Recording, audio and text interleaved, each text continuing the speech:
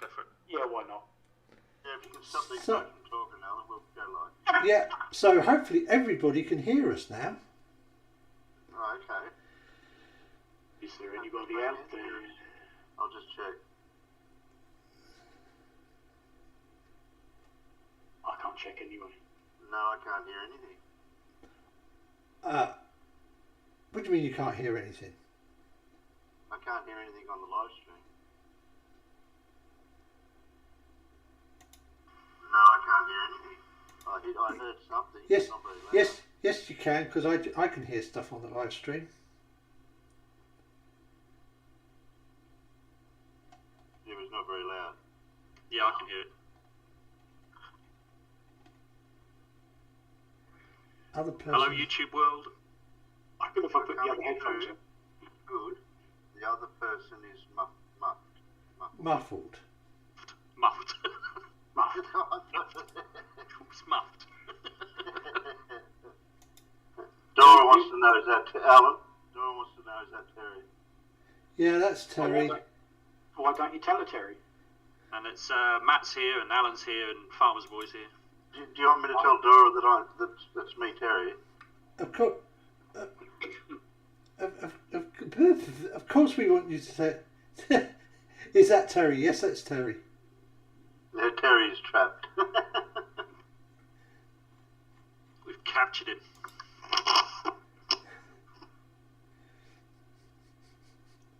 All right. Should we get on with the show then? Yeah. So what have I been dragged here for?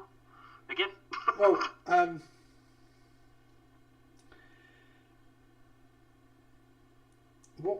what you have been dragged in for is that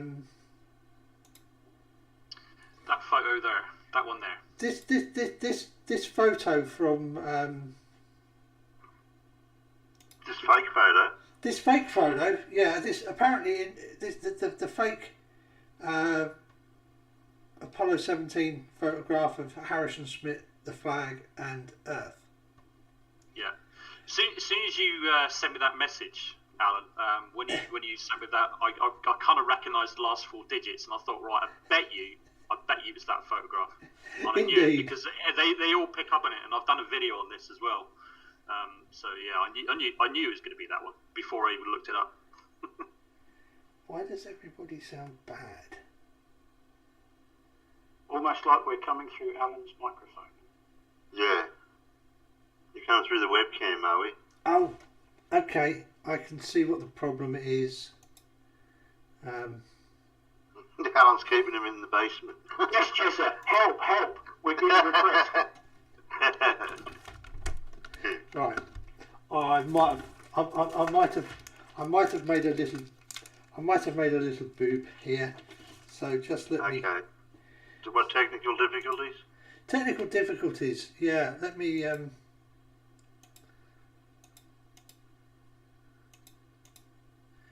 No, this is not where we play the interval. Now that should be better. I'm hoping that.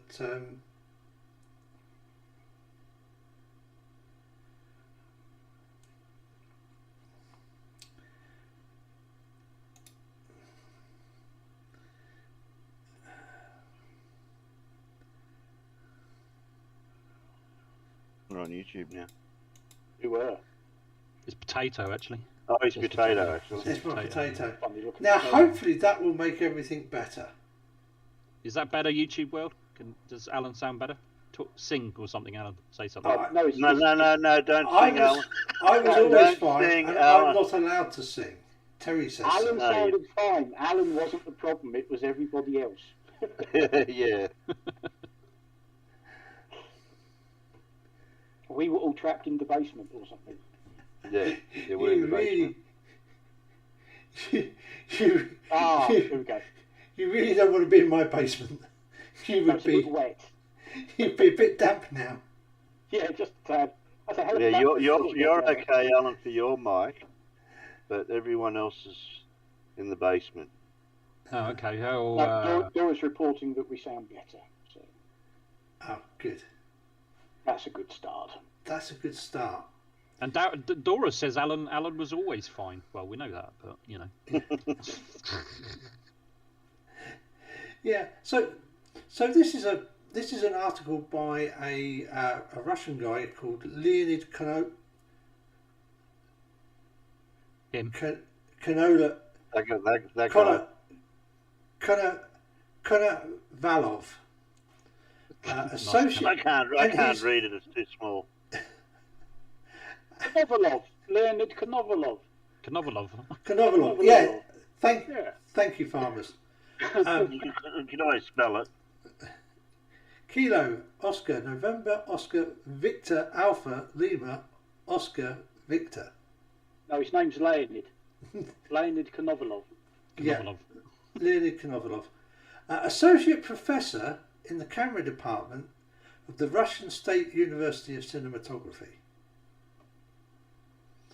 So a guy who should know his stuff. Yeah. We should certainly know about compression artifacts and stuff, which is obviously what we're going to go into. We are not. Oh, okay. We are That makes not. sense. Oh, Because okay. he's not daft enough to look for digital artifacts in a photograph from 1972. So he's not that daft then. He's not that daft, which is Okay. which is why my potentially slightly clickbaity how NASA could have faked the pictures. It's true, because this is actually the technique that he's going to describe, that we're going to talk about now.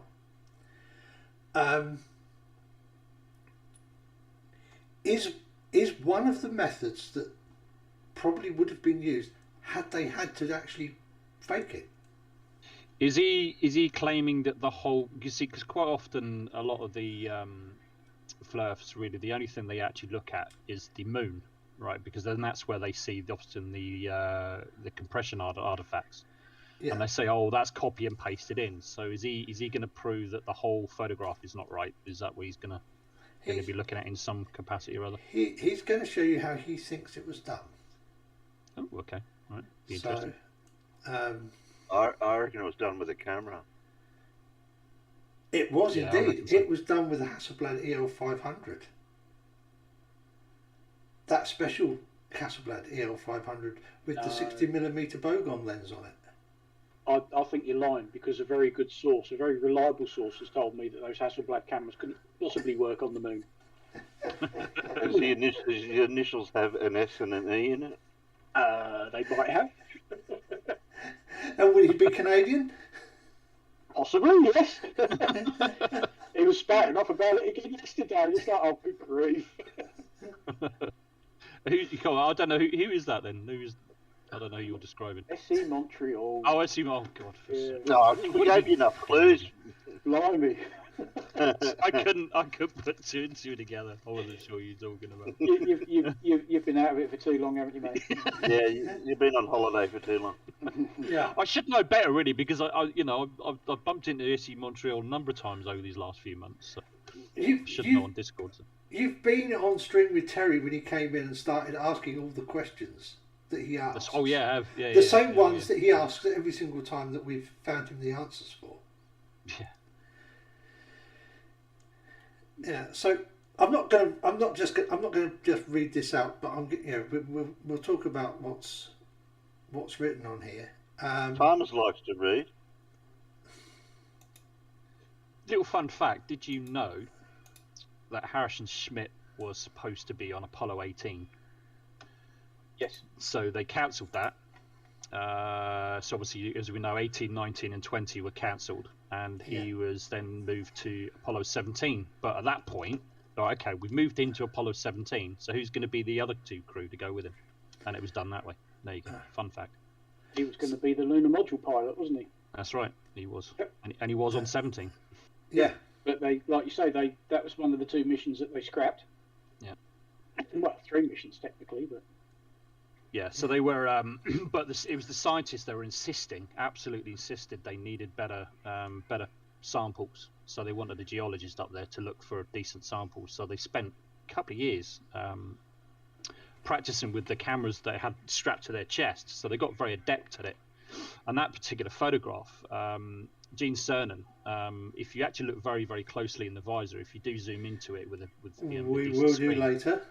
yeah, you can see. Yeah, you can see him kneeling down, and there's several photographs. Of course, that Hasselblad didn't have a viewfinder, right? So, yeah, there was quite a few photographs. I don't know, maybe it must have been about another 7 or 8, which were pretty awful. They weren't, the Schmidt wasn't in the photograph, or the flag wasn't properly in the photograph, or the Earth wasn't quite right, and all those kinds of things. And this was the best of the lot, which turns out be an iconic photograph. And although the camera was designed to be mounted on the chest mount, they could pass it between each other, and I have a feeling that this may well have been handheld as well. Right. Because there's nothing stopping him firing the camera before he puts it on the mount, is there? True. Absolutely. So there is a possibility that he hadn't attached it to the mount. He just he had the camera. He'd knelt down with the camera. He's got hold of it, and he's kind of just pointing it in, hopefully, the right direction. I think there is some video footage from one of the cameras, either the remote camera they had on the Surface, or from the limb. I think it might have been the remote camera that's sitting on the tripod on the Surface somewhere, of him kneeling down taking the photograph. Or possibly off the rover, because there was a camera on the rover, wasn't there? Yeah, it might. Yeah, absolutely. Yeah, absolutely. Because there's some video of I know there's some shots from the rover of the flag. Yeah, it might be probably. Yeah, you're probably right, Alan. Probably was the rover then. Yeah. So I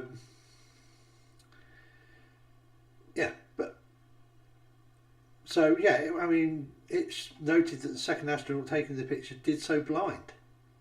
He was unable to actually see or assess the composition to be sure it was what he wanted.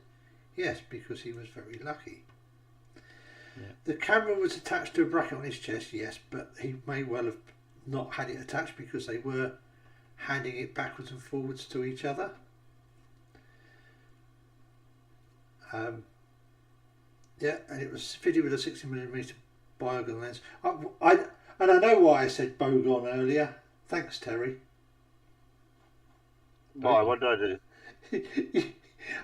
I'm so used to watching those Aussie dashcam pictures with the Bogon, with your bogey whatsits in their V8. Bogan. Bogans, yeah, your Bogans. So I managed to mispronounce Biogon. Yeah. Anyway, so in addition to the necessity of having to take this picture from an extremely low angle, he would have had to lie on his back, which is not true because you could do it kneeling, and kneeling actually gets you pretty darn low. Right. He wouldn't have had to be laying on his back at all for that photograph, because that flag I think is well over 6 feet tall, isn't it? Yeah, I mean if you look at the images you've got on the screen now, you can see that that has to be over 6 foot. So these are some of the images that were taken nearby, and one of the things I note on this, because obviously I have no idea where he got this collection of images from, and it's been converted into a single PNG file for display on this web page. But yeah, these are some of the other pictures.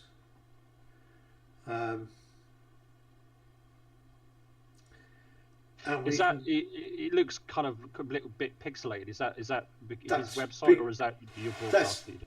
That's his. I think that's his website. Although of course it could be my broadcast. My broadcast quality is going to be limited to 720p for the guys in the stream.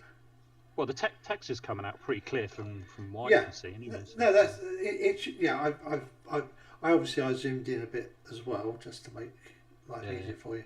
However, we can go to the Lunar and Planetary Institute, okay, who work with NASA, and they actually have a complete archive of all the Apollo mission images.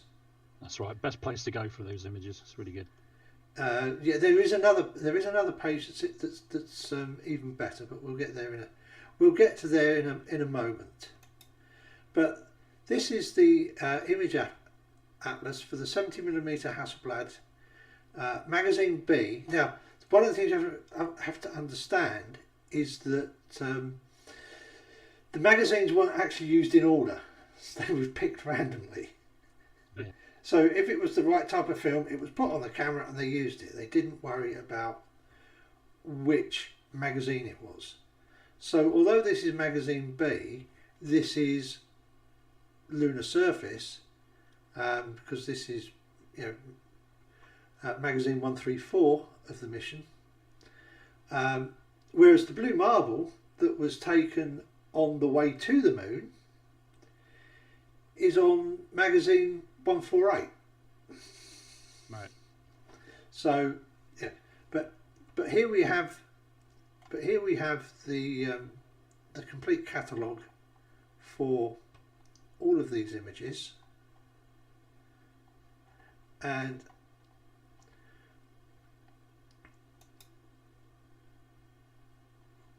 again, let me zoom this up a bit to make it easier for people to see.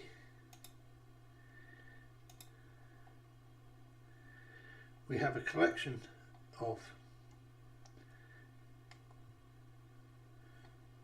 just for your audience though, Alan, though, when you see the number of the photograph of the EAS 17, that signifies the mission, so that's Apollo 17. Apollo 17. 134 is the film magazine, so it's the roll of film, and then the frame numbers are consecutive throughout the entire mission, I believe. Yeah. But it's an easy way of finding them. So you have this one that Gene tried. He obviously knelt down, tried, didn't quite get it right, and then the image. Now, this is literally as this image displays on the website. It's around about the same size as the image on the website in question. Yet you'll notice that we see lots of noise in these photographs, and these are not presented in the correct order either, you'll notice. Yeah. Because this one here came before this one. Yeah. So his claim that they were taken consecutively, well, they were, but not in the order he's showing them. No. But yeah, as you will notice, in many of the photos that he displayed, there is a lot of brown noise across the image. You can kind of especially see it in the actual photo, because you've got this very brownish area of noise. Yet we go to the image atlas, and none of these images have got any of that noise in them at all. No noise in this one. So that's kind of a bit of a red flag to me as well. But then we don't know where he got the images from, do we? With that noise, I'll tell you exactly where he got them from. NASA's Flickr album. Yeah, because I've got it open. Yeah. I've got that photo album and open, and you can see that brown noise on the images in the Flickr album. Okay, so that's where he probably got them from. Yeah, and Flickr, I think they highly compress it, don't they? It's really, really highly compressed. They can do, yes. Yeah. Flickr's one of those sites that they highly compress stuff for display on the website, but they do allow you to download the high quality stuff.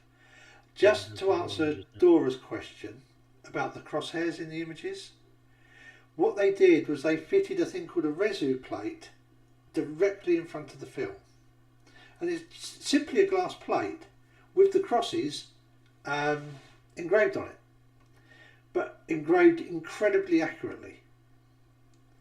So they are 10mm apart, and they are 0.01mm thick. They're registration marks to allow angular sizes to be measured, for example, because we know the focal length of the lens. It makes measuring stuff, because remember, they didn't have pixels to count, did they? No. And it also ensures that the film, if the film swells or shrinks or whatever, the marks move with it because they're actually on the film, shown on the film. So it's a very good system for making accurate measurements. And it did cause a problem, because when you move polyester film against glass, it creates static electricity. So there was a very, very thin layer of I'm not sure if it was copper or gold laid on the film side of the glass screen, so that it was conductive, and then there were and then it was electrically connected to the chassis of the camera, so that it would keep everything at ground potential and stop any chance of electrostatic build up on the film and sparks, which could of course be very dangerous in the pure oxygen environment of the spacecraft. Oh, there you go. It's something I never knew. It's interesting. Yeah, but that's why that's why the little crosses are on every photo that you see taken on the moon. And of course, the conspirators have picked up on it, because you get some images where the crosshairs are kind of look like they're kind of bleeding into another part of the image. And isn't that also because of overexposure? It can sort of hide parts of the crosshairs and things like that, Alan. I mean, you probably could explain that better. Remember, we're talking about a fairly high quality film, but it was a special film that Kodak had to make for them, because they had to put it on a thin base and use actually use a thinner emulsion layer, so they could get more film on the spool in the camera. Because a normal, and of course this is actually wider than the normal film that is used in these cameras, but it's got sprockets instead of, the normal film doesn't have sprockets, but this has got sprockets on. So it's 70mm wide film instead of the normal 61mm wide film that a Hasselblad camera would normally use.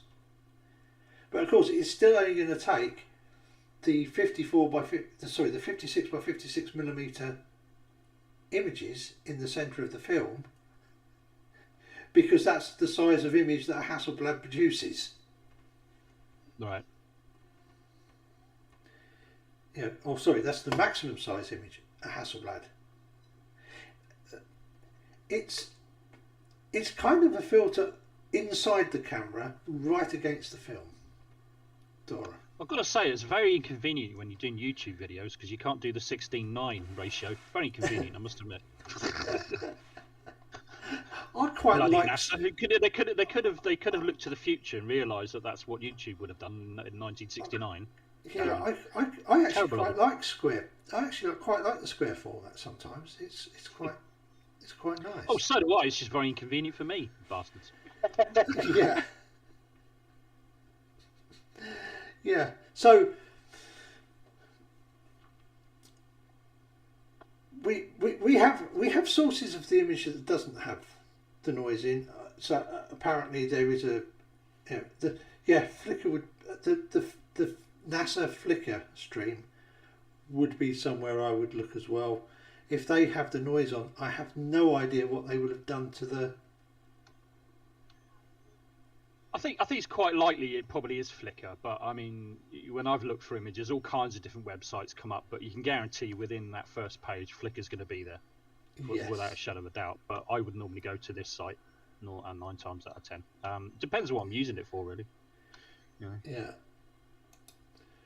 But so we have these photographs. They are not the best quality that is available. No. That's now. And also, I suppose he's got to take into consideration the website that he's uploaded it to. I can't see what he's probably restricted in terms of how much he can load onto. Yeah, I have no idea, because obviously this has then been translated from the Russian by somebody else.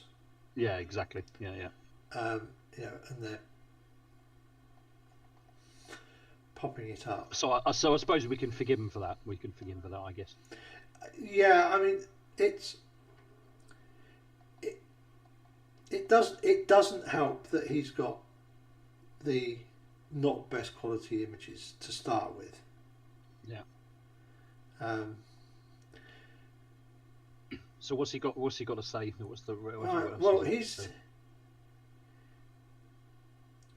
his claim is that, however, suspicions of fakery are not dependent on too low an angle of shooting or on such a professionally composed picture. No, you don't have to be a professional photographer to get a really good photograph sometimes. Yeah. Sometimes you can just be bloody lucky. Right. Bearing in mind as well, though, because didn't they practiced with those cameras on their chest, and they went to the some desert somewhere, probably in Arizona or something like that, and they spent hundreds and hundreds of days and days and days looking around. Iceland, and practiced with those cameras, taking photographs with those cameras. So they would have got pretty good at it. They probably spent many days and many thousands of hours probably practicing with it. So, I think they probably would have got pretty good with it. Yeah. So of course now we come to the meat and bones of this this story. The fakery.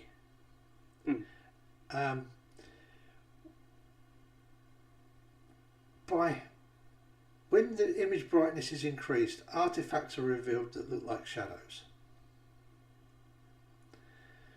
Now,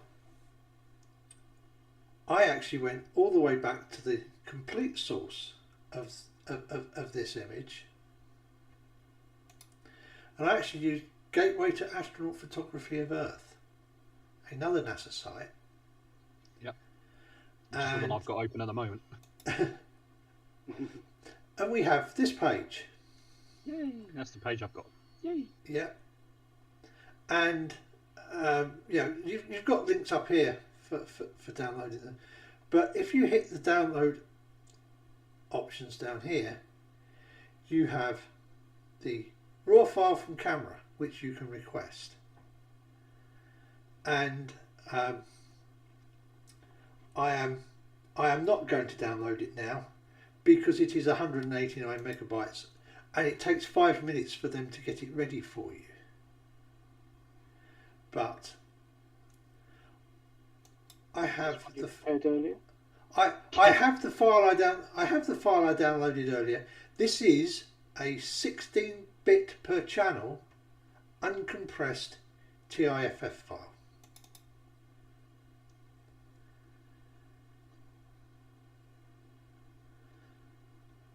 And it's 5,700 by 5,800 pixels.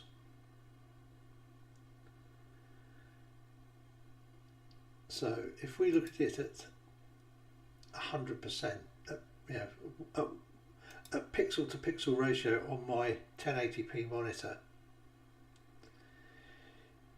you can see that it is a very, very detailed image. And as you said, there is the reflection of Gene Cernan taking the photograph. Yep. kneeling down. You can see he's kneeling kneeling. down. Almost sitting, almost. It's like, almost sitting on his haunches. Yeah, it looks like he's crouching rather than kneeling, isn't it? Yeah, and I'll mention now. His description of how they've done this is such that it doesn't necessarily allow for the reflection being there. He forgot the reflection when he was doing this, because I think some of the JPEGs, because the contrast has been pushed up, you lose all this detail in the midtones in the visor. But bear in mind, I mean, the whole nux of it, right, is that this images have been around since, well, I mean, okay, yeah, fair enough. The raw scans haven't been around that long, okay, but photographs themselves has been available to see at least for since the Apollo era, right? Yes. So, in order to just looking at that visor and how that's formed, and you look at the curvature of the visor, okay. Yeah, come on, the technology to produce that in 1969, you'd find that very difficult to use modern technology to do that, to fake that, that reflection in the visor of the helmet. The reflection in the visor of the helmet is the issue, is an issue. Yeah. But you know that blob around the astronaut that he just mentioned, that we just saw in the shadow, yeah. Mm-hmm. In here, in this one, this very dark area around the astronaut, that's very high contrast as well. He claims you see this when you brighten it up. So effectively, you're going to boost.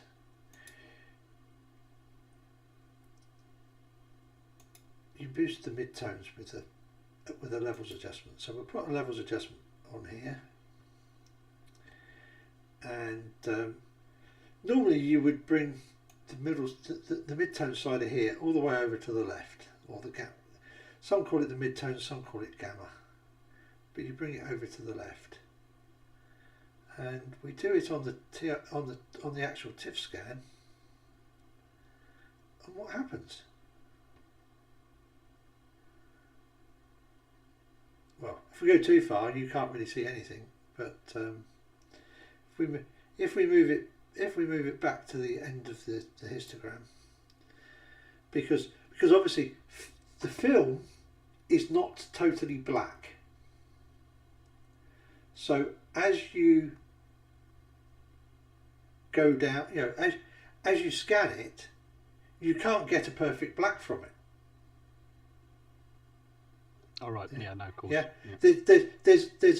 There's a parameter on film known as Dmax, and it's the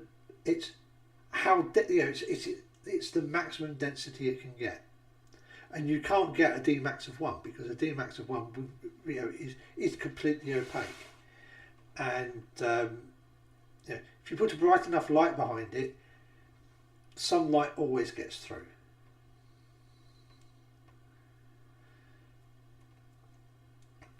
Oh, Paul's arrived. Oh, hello, Paul. Let's just unmute him. Mm. And G'day, can you hear me? we can hear you now, Paul. Sorry, I had people muted when they come in, so that I could unmute them. In case of.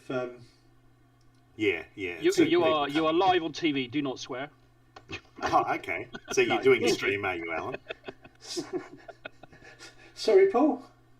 Were you going to? Are you doing a stream tonight? Or? Yes, this is live now. Oh, okay, cool. Dora says no quizzes. She's not prepared for it. No, I haven't got a quiz prepared, so don't worry about that.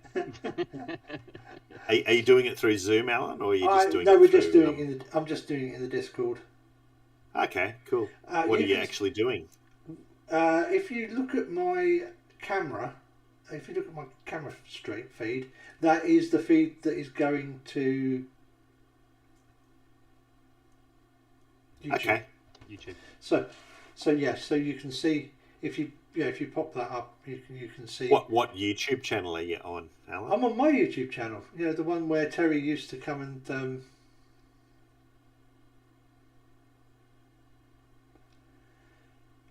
do his streams from when he was being a Naughty boy. that's the one, or no, the other one, the one with just my name, okay. the one that's just Alan Evans. Yeah, it's. The thing is, though, Alan, when I look up Alan Evans under YouTube, you know how many Alan Evanses there are? Yes, there's lots of us, aren't there? Isn't there? It's one of There the most are. popular. One of the most popular names there is.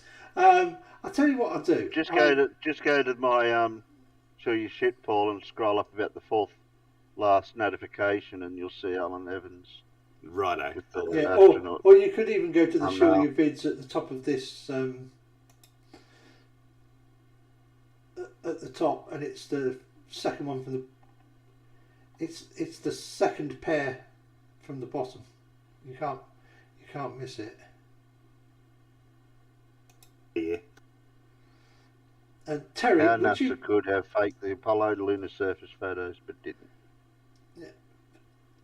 Terry, do you think you could? No,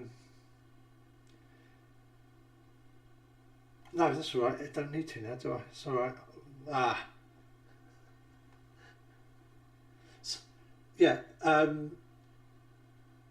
The website address for the Gateway to Astronaut Photography of Earth is eol.jsc.nasa.gov.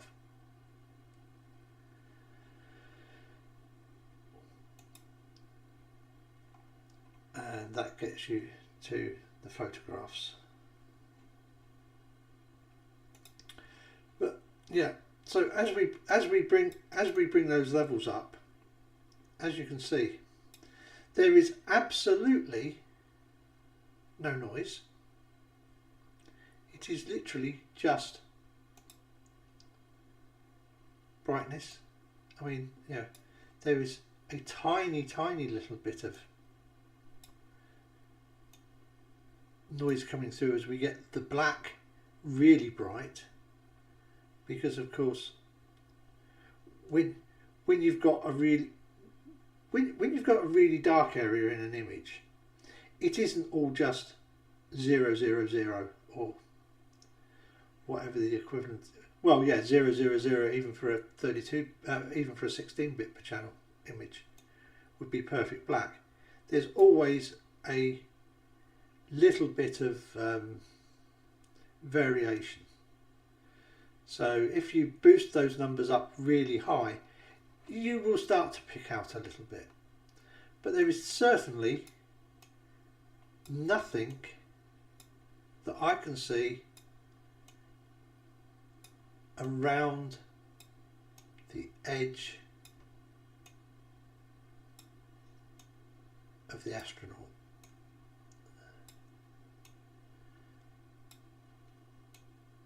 So you've just done exactly what he said he did in the website, right? Correct. I have just done exactly what he said he did in the website, but I have done it to a copy of the original scanned file. So the conclusion to that is that it can only be from he's using a compressed image file type that creates those kind of anomalies, right? Yeah. Right.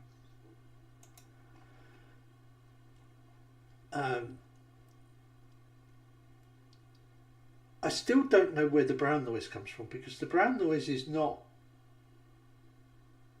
to my eye, just JPEG compression artifacts. Could it be maybe the way that the website is actually compressing it somehow that produces that kind of brown noise? Maybe where we got it from. It could be. You know, but as we can see here, if we go and use the original image, we get no noise at all. Right. we can open the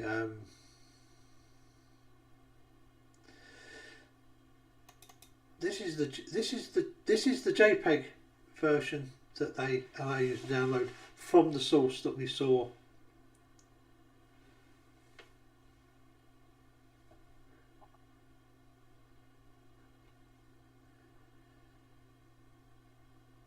You still there, Aaron? Yes, I'm still here. Sorry, I was reading what Saber Legal put. He said, if you brighten it like he said, but if you posterize it, then select the burn tool at max opacity with a sharp edge brush and draw that shape on yourself at the times you see it. Yeah. Now, again, we can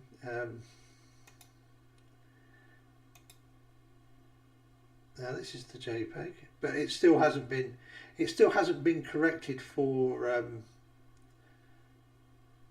the fact that the black isn't actually black in the image. Dora's asking a question there. She says, are you not seeing artifacts around the moon on the uncompressed version in high brightness? Personally, I don't. No. But we can have a look. Oh, I think she means around. Sorry, I didn't even pick up on it as well. Yeah. Sam Legal has actually just corrected you around the Earth. Sorry. Yeah. Well, it's the Earth, not the moon, isn't it? Well, I don't know, because there is of course some moon horizon in here. Yeah, of course. Yeah. But we're talking about that image. You've got this moon horizon this side of it. You've got some moon surface here. Oh no, it doesn't quite. Does it? No, it doesn't quite get over his shoulder. But I see. We pull this JPEG back that we get from this this same source, and I can see no art. I can't. Maybe it's just starting to produce that banding. Tiniest bit. I mean, it's barely noticeable. Maybe if I were to push if I were to do there we go. So there's your browning. Yeah, there's your brown stuff. Yeah. If I move the darks up to hit the bottom of the histogram, and then if I move the toe that in, yeah, it is just starting to. Yeah, I think this is about the level of processing that most of the JPEGs we find online have had. Right. Some of them go much further with. You tend to lose a lot of the stuff in the.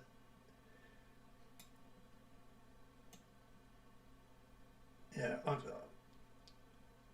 I've seen versions that are like this, because there are a lot of versions where you tend to lose the detail in the visor somewhat.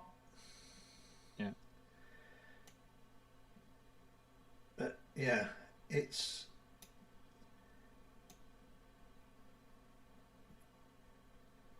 getting the brown out of the. So if we set that to 1, and I think if we set that to 32, just pull that down a little bit.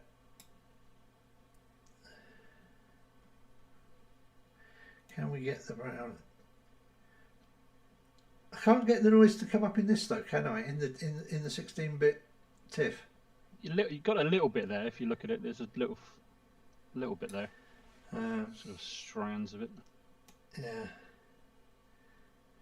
But it's very difficult to get noise out of it. Yeah. Oh yeah. So what is this? Just the usual fladdies claiming that the photos are fake because there's artifacts in highly processed, compressed images. Partly, but he's not actually using that as his gotcha. What is his main gotcha? We haven't got to that yet. We haven't got there yet. To be honest, Paul. We're heading that direction. We're heading that direction right now. I mean, Yeah, I mean, most of the flat earthers, they're so disingenuous, they'll just go and look for any old image. In fact, they'll look for the worst image they can find on the internet and then claim that it's fake because it's a bad image. Yeah. You know, they won't go and look for the original uncompressed images or, high resolution scans of the original film or anything like that.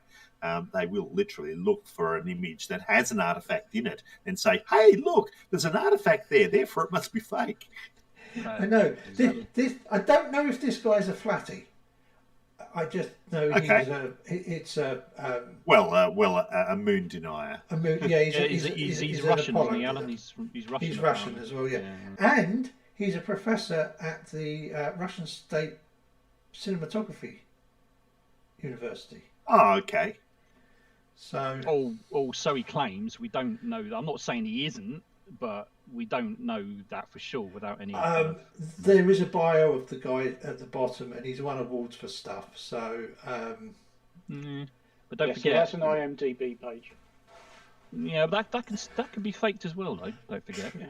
Like I said, I'm not accusing him. I'm not saying. No, I'm not. I am not. I in no way am I saying that he is not what he purports himself to be. I'm just saying that what he's saying about this image is bollocks.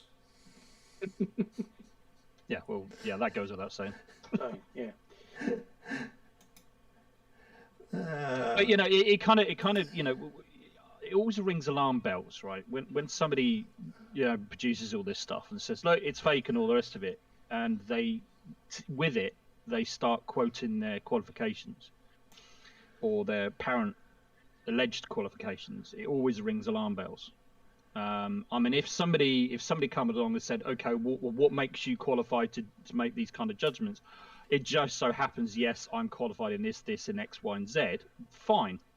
But if they come forward and say, I'm an expert at this, look what I found, that rings alarm bells, because quite often you find that it's probably not true. Like in this case, I'm not saying maybe he does come from this institute. I don't know. And he's a professor. Maybe he is. I don't know. Associate professor, actually. But, But until he can sort of say for definite, like, here are my qualifications, here are my certificates, blah blah blah, or prove it, then fine, I'll accept his expertise. But he should know about this stuff. But clearly he's using images that are highly compressed as part, or at least part of his evidence, which again rings alarm bells, because he should know about that sort of stuff. Which for me falls down, because we look at this alternative JPEG that I have, high quality one, again from a NASA website. This one has been processed so that the histogram meets both ends, so that we get the contrast back that we lost, because the straight scan is always going to be a little low contrast, even from a transparency. This one there, it's induced some banding somewhere. Again, I'm not quite sure how. Obviously, this has had JPEG compression applied. I've seen that affected, especially the kind of like the, with the kind of like shadowing of the flag as well. It's kind of strange, isn't it? We can see though that this is JPEG based, right? Because it's I've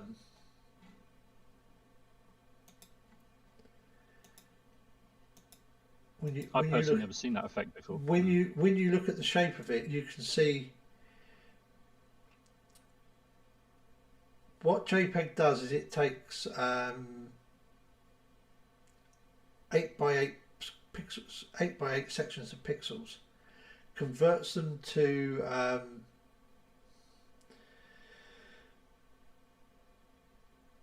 brightness and 2 colour channels. So chromiance red and chromiance blue. Then it does some Huffman encoding to do the compression. So you get, so in dark areas you get this weird colouring effect if you brighten it up, because even if you don't put a lot of compression in there, it changes some of the values slightly, so you see the squares. Right. Yeah, I'm hoping everybody can see the fact that there are actually blocks of squares here. Yeah, you can. Yeah, this reminds me of one of those colour blindness eye charts, Alan. Yeah, It does, doesn't it? Yeah. I know.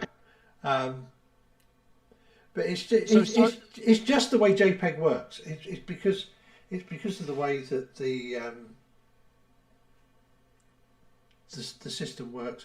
You end up with all these little squares, and in smooth areas it can end up.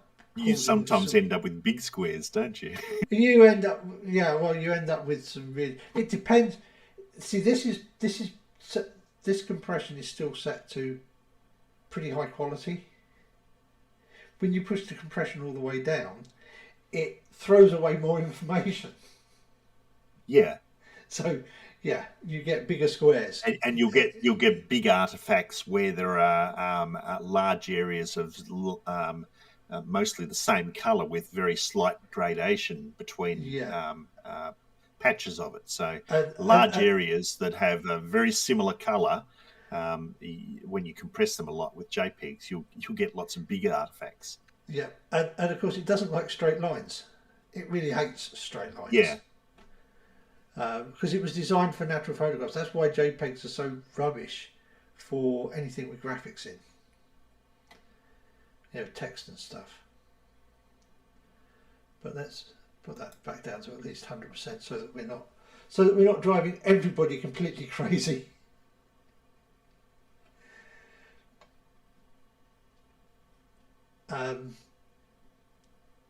Yeah, so there's some JPEG compression in there, but there is not, as he claimed, the big black bit around him that then comes across the visor, around the mirror, and back down across here. Yeah, funny that. Isn't it? Almost like somebody, dare I say, added it. That, by the way, that third image came from here, the Apollo 17 image library at hq.nasa.gov. So going back to his website, Alan. Yeah, there we go. Here we go. Like the one on the right, then. So what's causing that kind of shadow that's around Schmidt? Then we're gonna get there. Right there. Oh, you're gonna get into that. We're going to go there now, and this is where we're going to discuss kind of how how NASA could have faked it. Yeah, because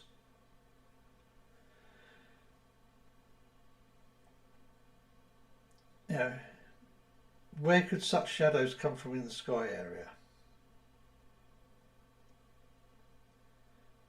Yeah, it's not a shadow. He says since he happens to know the way the image was obtained, will show that the angular black cast behind the side of the astronaut are not shadows at all. And he will use the term blackness rather than shadow. And I will go with that. I'll let him call it blackness because it's black. Here's what I was saying to you. See that third paragraph down again. This is why alarm bells ring to me, because it says, to me, as someone who has been teaching the subject of photographic processes of photographic materials for more than 25 years at University of Cinematography, it is perfectly clear that one needs to search for proofs of fakery in the others of half the picture. again, he's embellishing his alleged qualifications. Yeah, again. I mean, people do. So, People do but that sometimes, don't but they? you don't. But you shouldn't need to do that. That's what I'm saying. No. If you've got a profile, or say, for instance, on your website, right? Fine, put your qualifications there. But he's in the process of explaining where he comes from. I'm an expert at this because blah blah blah, and this is what happens because I'm an expert. That for me, like I said, it just rings alarm bells all the time, and that sort of emphasizes what I was saying earlier on. Yeah. Yeah, he's got no objections to the blackness behind the astronaut, and neither have I. Well, I've got objections to that whole image. Ooh. Let me just. Good afternoon, Blue. Hope you are well. Oh, he's muted, don't forget, Alan. You might need. I have unserver muted him, but he might need to unmute himself as well. Yeah, I got it. You're live. You're live, by the way. I'm live. Okay. Yeah, just so you know. Okay, good. Happy New Year. Happy New Year. Happy New Year, Blue. We didn't get to see you Everybody on survived, I take it. You didn't get to come on the impromptu spur of the moment stream the other night. Most of us were on it. Yeah, we all survived New Year. So far. Yeah. Now We tried to rope in Matt to do an experiment, but he wasn't in it. Riley's egg experiment. That would have been interesting doing it sober, I must admit. Yeah. But yeah, mind you, if we thought about this like a couple of months ago, I could have got a butcher's coat and all that kind of stuff, and done it. Yeah, that would have been fun. They found an egg. Yeah, well, get an egg anytime. We always got eggs in the fridge. A few eggs. But I think probably if I'd done it this time, I would have put some plastic sheeting around me, because I remember that night, the next day when I came down, there was a right mess. There was salt and egg mixture and water everywhere. Oh dear. Hey, it's So anyway, Carl Edwards as what were we well. talking about? Happy New Year, Carl. Because we don't see you around too often at the moment, do we? This is true. So this guy's got a problem with the background behind the flag. It's totally unnatural, he says, in that fourth paragraph. Yeah. Apparently. Because because you've got the purple noise when you blow it right up. Well, of course, Right.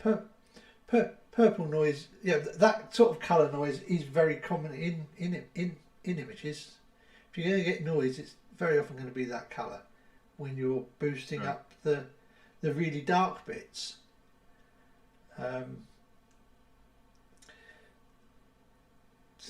numbers for the red and blue channels tend to be often slightly higher than the numbers for the green channel, because certainly I'd imagine it depends. I imagine it depends on the color space that you're using to compress the image in the first place. And then when you further limit that color space by enhancing the brightness of things to the max, what you're doing then is you're limiting the color space even further, and it's got to choose colors that are unnatural. Yeah. Right. Okay, that makes sense. I'm learning stuff here. This is good. Yeah, it's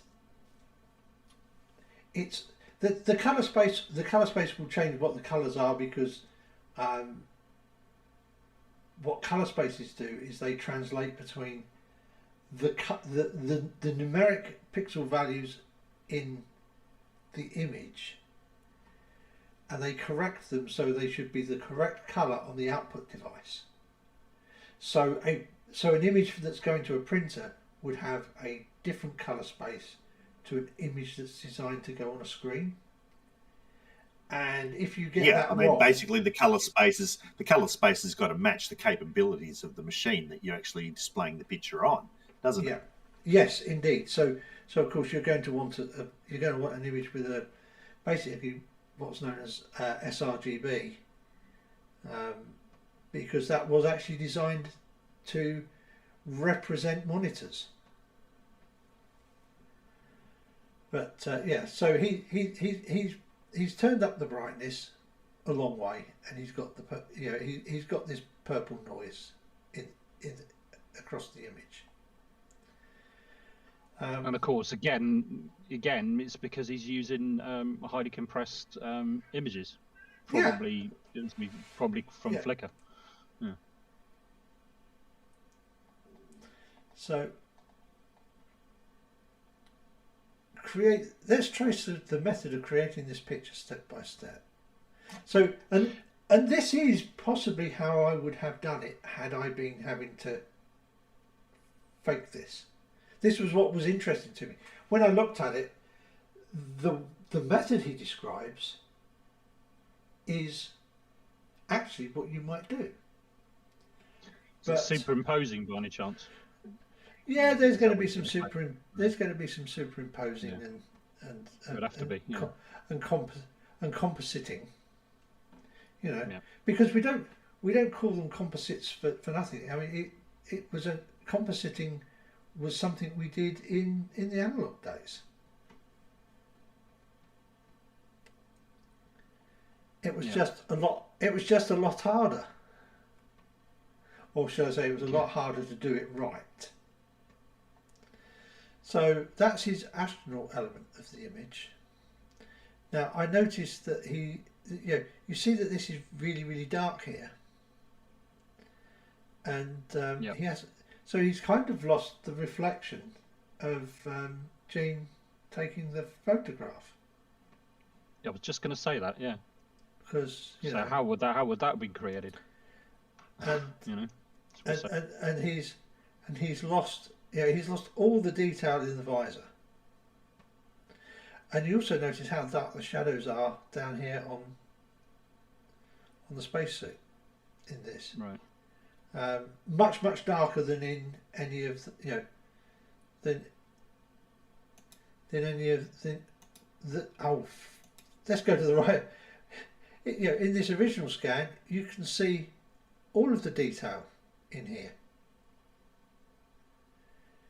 You can even see detail on there of the not sure exactly where. I think actually that might be it there. That clip thing. I think that's the clip for mounting the camera on. Right. Or it's certainly going to be. But you've got all that detail in the suit in that photograph, and no detail in the suit on that at all. The second image, the US flag and its reflection in a spherical mirror.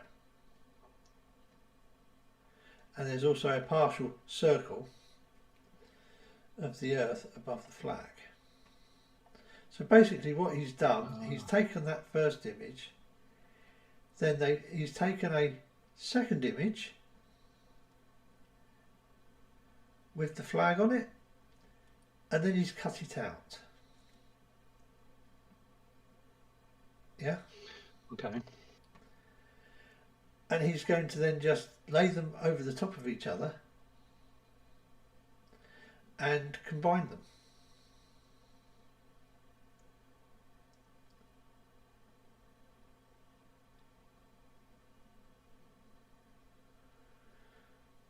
But he still. I mean, it still goes back to the reason why these anomalies are shown to begin with. So he's basing his argument on how he'd create it because we're seeing those anomalies. Yeah. And he's missing the fact that these anomalies are happening because it's highly compressed image. We'll get to the anomaly a little bit further down. Okay. Oh, okay. All right. So this is how you do it. Is his claim. So he's now put the he's now put his heavily brightened image over, and you've got the lazy cutouts around. Point C we'll get to in a moment. Then you've got the bit that's over the visor, but he's completely forgetting about this reflection here that he's now got, isn't he? Yeah, I was just exactly yeah. Yeah, because we can now see the astronaut's reflection there. That shouldn't be based on what he said was. Yeah, so he's going to have to explain where that comes from and how that's done. That's what he's going to have to do. That's another one of his. I didn't do that. Yeah, oops. Moments. So each segment of the cutout line has a purpose. So D is a segment from the spherical mirror, only the flag reflection is cut out. The rest of the mirror is removed. Shame about the other bits that are there, like the reflection of the astronaut. But again, we'll see why that's not possible in a moment. The most interesting segment to him is C, this point here, where it comes down and just touches the top of the helmet.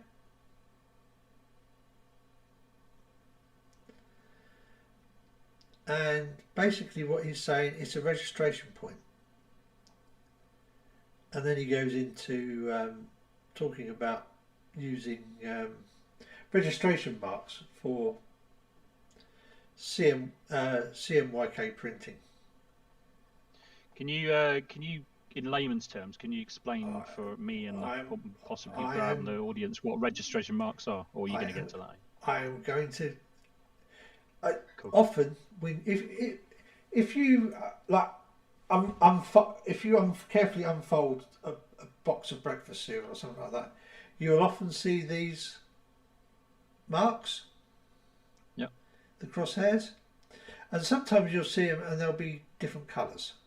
Yeah, and they're not quite lined up. And when it's like that, you get the effect that you get in this image. Because basically what a CMYK print is you take the yellow channel, because we're printing, we use additive colours, so we use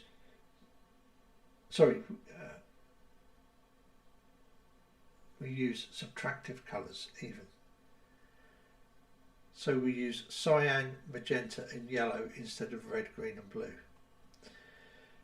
So you have, I have absolutely no idea what this big yellow blob is up on the top corner here, because his yellow channel is actually down here for this image. He has his magenta. Magenta is what you get when you add well, cyan, magenta and what's the other one? Yellow are the secondary colours of light. Yeah. So they are what result if you combine any two of the primary colours of light. Indeed. But printers talk about these as being being the primary colours, and RGB well, they are. They're the primary colours of printing because, as you've already alluded to, Alan, printing and painting and drawing and things like that are subtractive processes, and that the more you add, that you mix your different colours to put on, the more light is being taken out of what's being reflected from what you're laying down. That's the whole idea, you see. So whereas the primary colours of light, combining different light is an additive process. If you add more light, you get a brighter image. But as you all know, if you add more paint, you know, like Yes. you used to always mix the paints at the end of the art lesson, you'd always end up with a murky brown. Yeah, because that's the thing. You should just be able to add the cyan, magenta, and yellow images and get a proper colour. But as you said, you tend to get a muddy brown instead of a black then. So you also have a black and white, a black channel that puts black ink down to ensure that your images have proper blacks. Yeah, that's right. And if you don't quite get them all overlapped exactly, you get the effect you see in this image at the bottom, where you kind of get coloured fringes and all sorts of weird things. You also see it if you look carefully at certain areas on Google Earth. You can find things like aircraft and helicopters with their rotor blades going, and you actually see the colour separate because of the way Google Earth is recording it. I'm guessing is they're recording the three colour channels slightly separate, slightly different times, because you get separations of rotor blades as they go round. Yeah, it depends on the way that your CMOS or your chip is set up. You can either have three separate chips record the color space, for each like cyan, magenta, and yellow on separate areas of the chip or separate chips, and then combine them. That way you get them simultaneously. Or you can take the cheaper option and use the same segment of the chip, or use the whole chip, and record the blue or the cyan, and then a little time later record the magenta, and then a little time later record the yellow. So they're a little bit out of sync. Yeah. So that's what the registration mark is for. It's to ensure that when you're putting these two images together, it gives you a mark to line stuff up with, because you've got you've got the reflection here of the flag, and you know where that's got to go on the visor, and you've got this point of contact on the helmet, and it will basically allow you to align the two images up correctly. But then, wouldn't we at that part of the process? Then wouldn't we see, or we should see the registration point, the crosshairs at that point in the process that he's creating? Well, of course, this is no, what he's saying, Matt, is that you can use any particular well-defined feature in the image as a registration mark. Right, I've got you. But you don't have to literally put like little black crosses in as registration marks, like what they do in some images when they print to line them up. But you can use certain well-defined features of an image as a registration mark. Oh, okay. When you're doing commercial printing, it lays the inks down in. You literally lay the magenta, the yellow, the cyan, the black. Yeah. And of course, it needs to be, and it's done separately, so they do need to be correctly aligned. And if the printing press is not correctly aligned, you get this problem. Oh. But you don't normally see that in photographic printing, because photographic printing is a different process.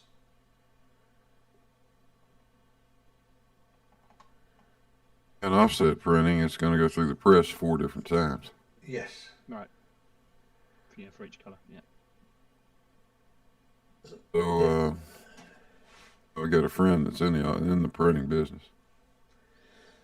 If you want 100 finished prints, you'll start out running 1,000 the first pass through, because you lose a bunch of them every time. Yeah. Now, This doesn't seem to make sense, Alan. no, well, There's something that really doesn't make any sense about this, and that is relationship, the physical relationship between that image on the visor, the flag, and the earth in the background. Doesn't make any difference. Why would you insist on having that all be one overlay? It's because Make it two overlays. You could certainly put the moon in as you'd want to put the flag on the reflect, because the reflection is actually done. He's claiming the reflection is done by having a spherical mirror in the shot to actually reflect the flag, which is why he wants to keep it in here, because he wants to keep the relationship correct between the flag and the reflection.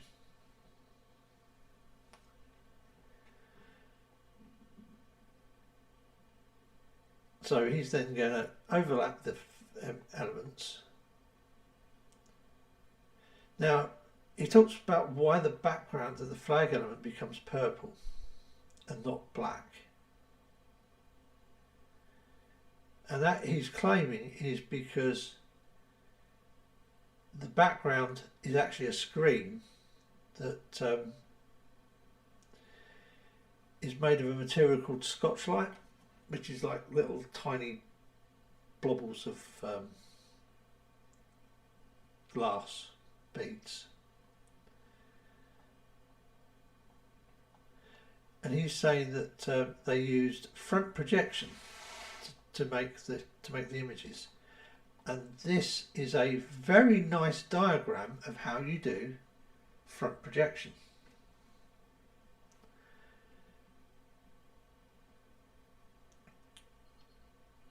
And I don't quite understand why they didn't do the whole. So what you have is you have the big screen, and it's effectively a two-way.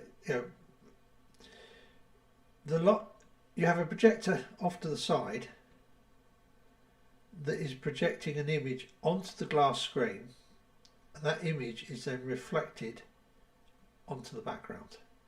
Okay, and gives you. But surely that level of reflection, you wouldn't get that kind of projected onto the background. You just wouldn't get any detail, would you, at all? Yes, this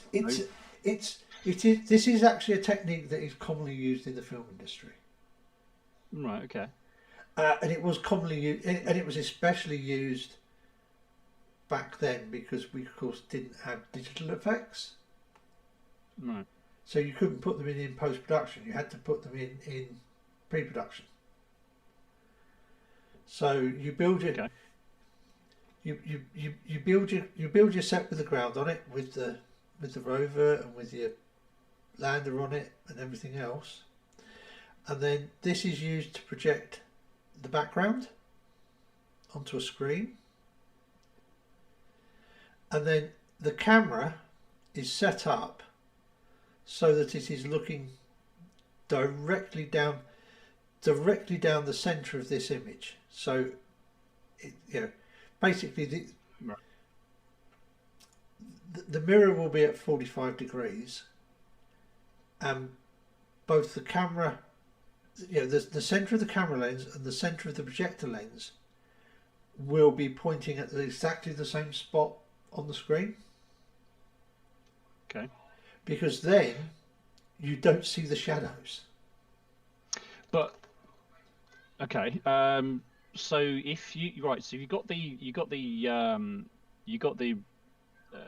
glass, okay, at a 45-degree angle, where you've got the projector is at an angle there as well. But the problem I would see from that is then, unless you actually adjust the image in some way, the points furthest away from the projector, surely as you go further away from the projector on that reflective glass, is going to look stretched, wouldn't it? Because you're not projecting on it, at a full perpendicular angle. It's at an obtuse, at a strange angle, a 45-degree angle. So would that not be the case, or? I don't think so. No. No, because it's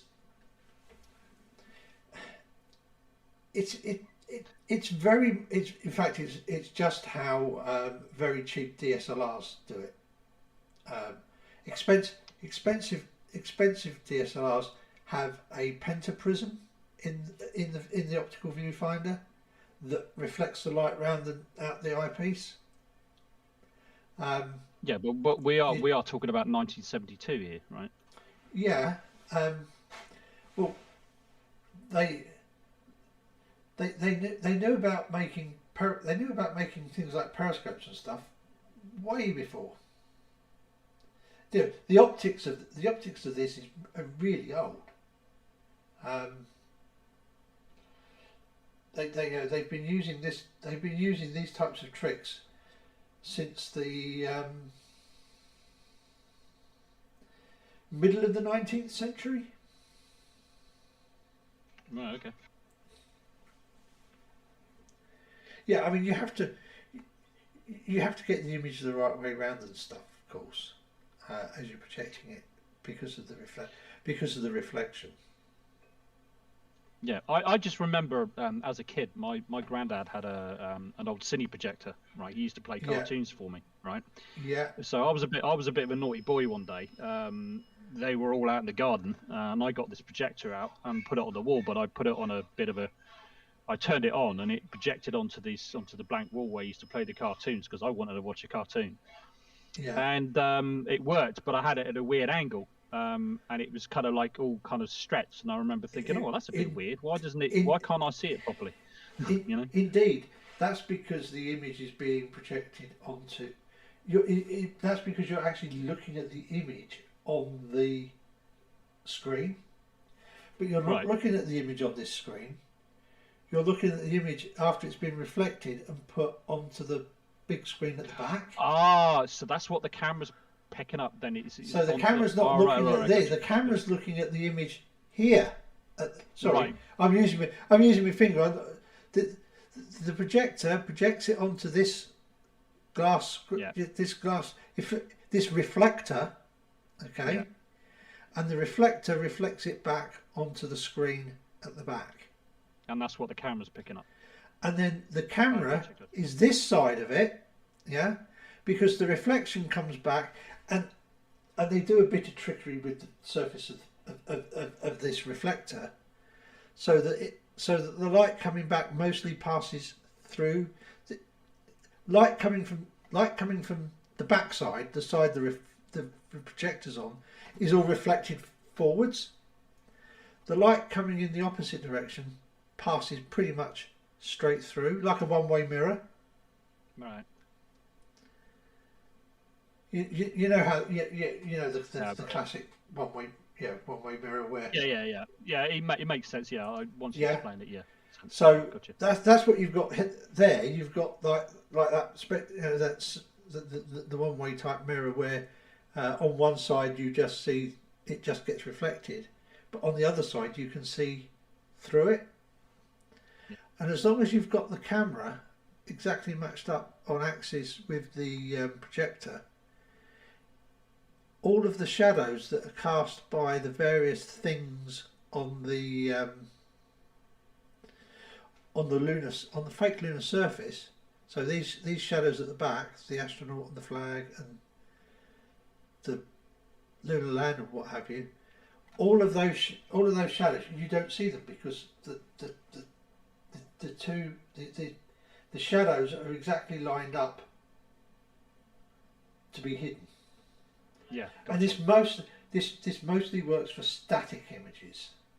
Right. You don't want a lot of motion.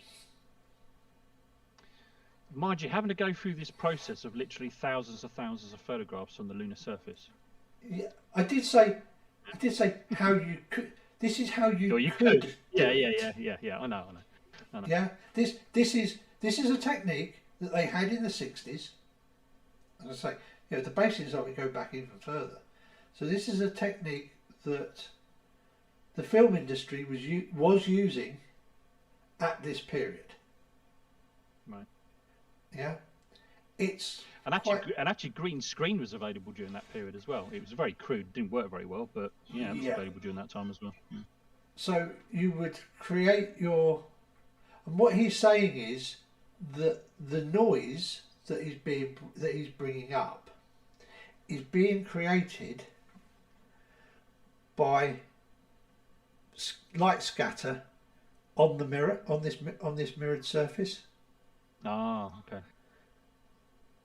So as this he's saying that it's scattering, and of course he's basically saying it's scattering some blue light through it, and it's scattering some red light through it.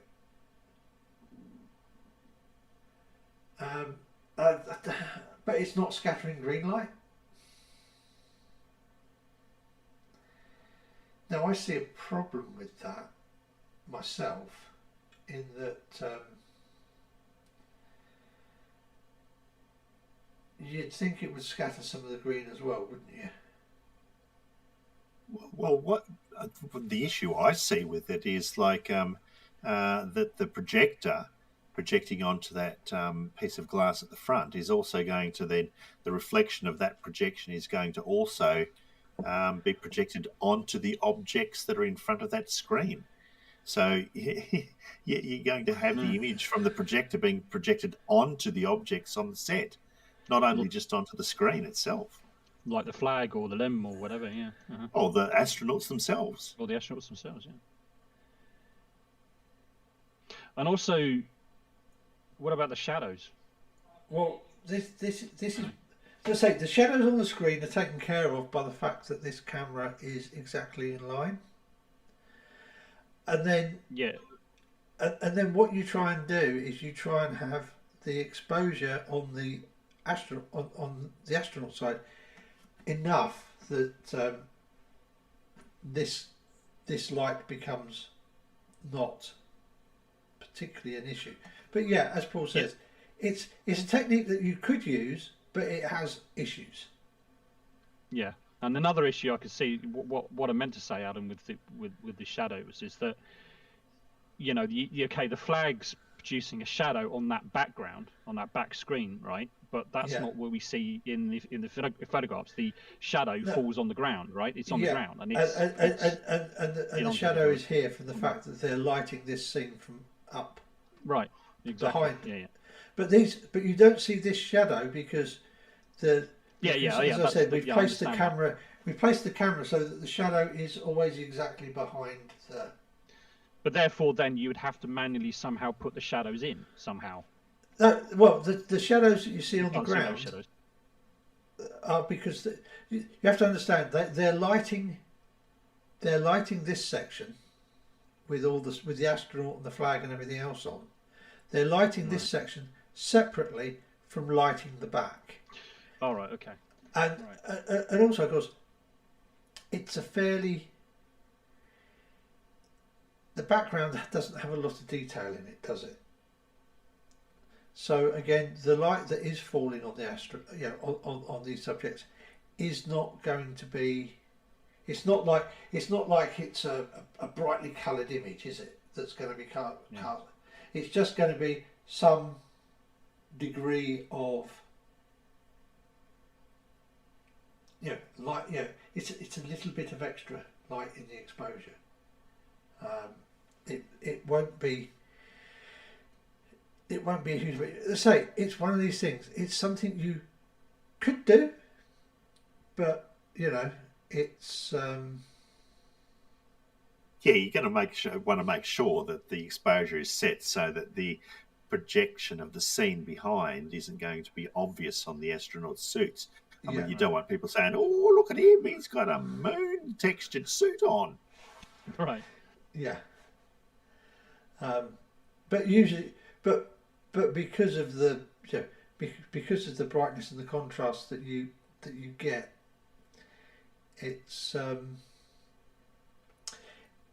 it's not quite such a problem for, certainly for this, because obviously most of the moon is a nice grey colour, isn't it? So it's just a little bit of generalised light. It'd be really great if we knew somebody that has all this equipment, or could produce and can experiment with this. Not necessarily the moon scene necessarily, but something similar to see how this would actually work. Because all very well seeing it on paper or on the screen, whether it'll actually work in reality and actually see where the problems lay. As we can see, there are problems with it, but they're not completely insurmountable. No. That's the important bit. These problems are not completely insurmountable. As the title says, this is a technique you could use that could do the job. And in this case, of course, the astronaut isn't in this photo. All you've got is the flag, some moon horizon in the background, and the projection of the Earth. Right. So technically, it should be easier. And of course the flag is the flag is nicely lit as well. Yeah. Okay, but again, it's still. I know we've got a bit more to go through and stuff, but it's still. His basis is still on the argument that there was some anomalies, but the anomalies only appeared because, again, he's using the compressed file format. Whereas you proved earlier on with the raw format, those anomalies don't appear. Exactly, and or in the most part. In the most part, and I mean, this is a technique that you could use, that you could have used to produce the flag. And they could use back projection. Right. They could use a back projection screen. It's there are options. I mean, back projection basically just means that you project the image from behind onto the screen at the rear. And back projection actually works better for movies to some degree, because you don't have anything in front of the camera that the astronauts can move around, and you can put more than one camera on set.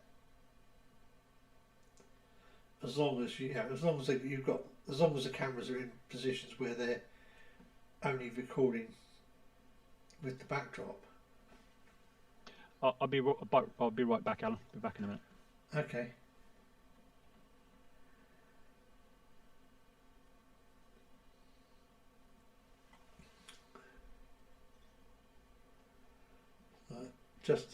I don't think there's been any questions in the chat too much. No, I don't think so. No.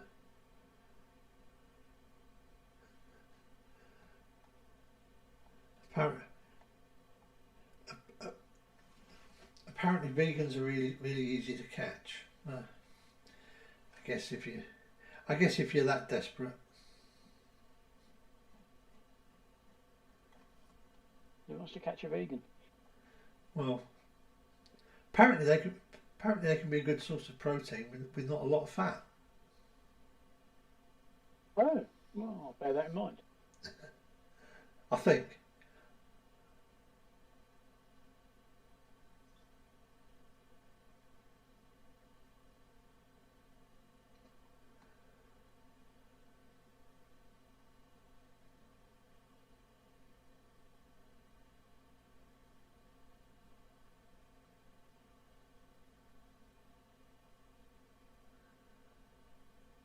Oh, and then we go down to some attempts they have done at recreating lunar surface footage. Although personally I think that's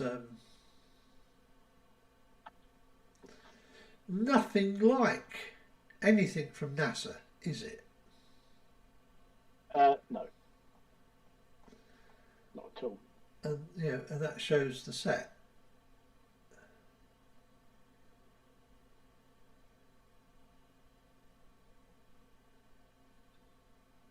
Oh, Russian flag. Yeah, Okay. well, we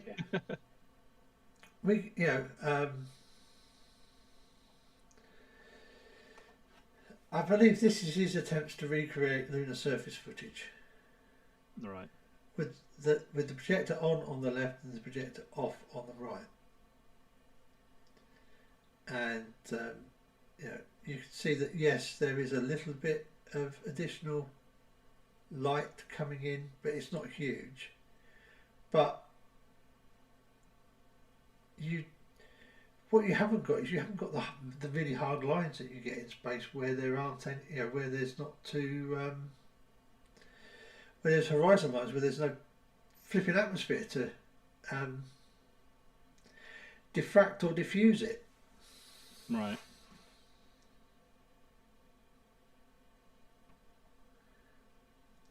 So example photos of their studio setup for doing this, and of course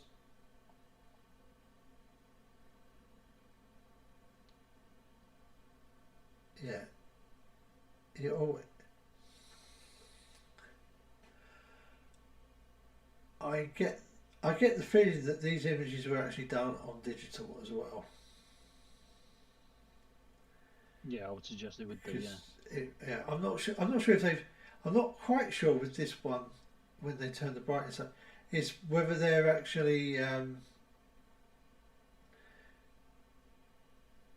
taking this image and brightening it in software, which I think is what they're talking about, or whether they're actually just throwing a lot more light on it, or making the exposure longer.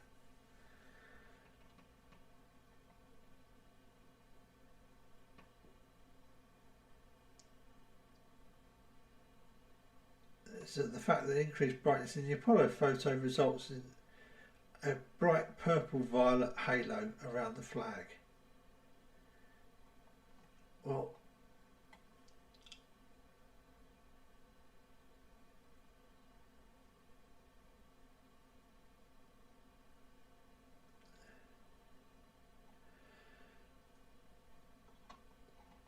but it's not anything like the halo seen in the image that we're trying to debunk. Yeah, because that goes all the way up to. I mean, it drops off because obviously, yes, you get more noise pushed out when you bump up the volume, so to speak, near bright stuff than you do around, where there's not so much bright stuff. Because this bit down here is never, the darkness is never going to be quite as dark as the darkness up here, is it? Because you've got the bright bit over there. Yeah. And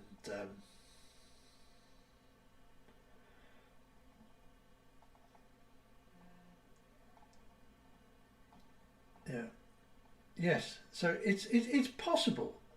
Now he's going to then say that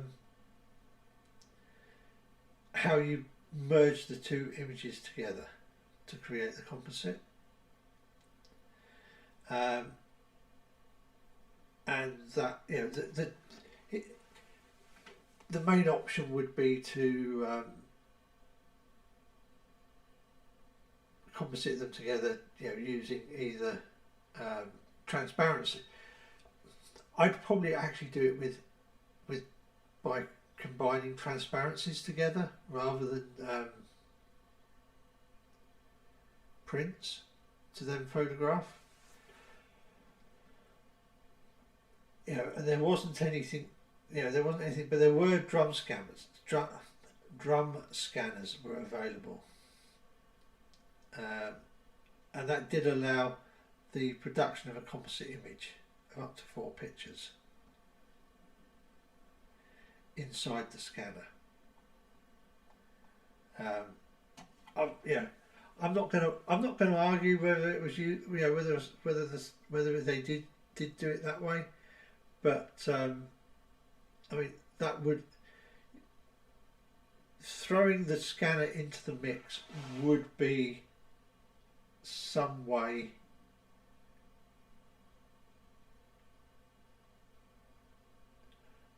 to having the noise look digital as well. But as we saw, if you take the original photographs, there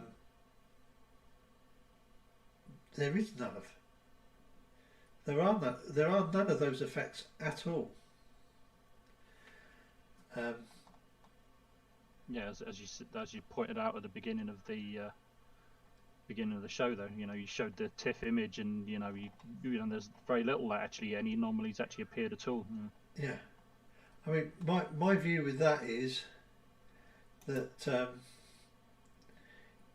we can show it here. We can push the brightness of this image right up. Yeah. Then of course all I need to do is create a layer mask and the brush, and of course this is just going to be very crude.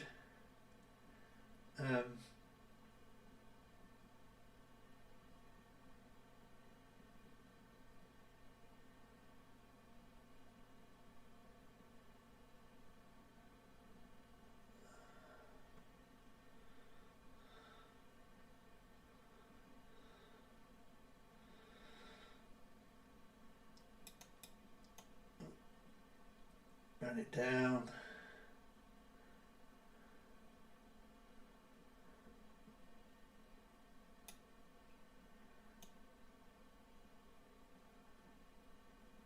Oh, I forgot to put the triangle bit in, didn't I? Doesn't matter. We got the idea anyway. It doesn't really matter, Alan. Yeah, I mean, and I can flip that and put the triangle bit in there. We can change the colour that we're painting with, so we can make that a mid-grey.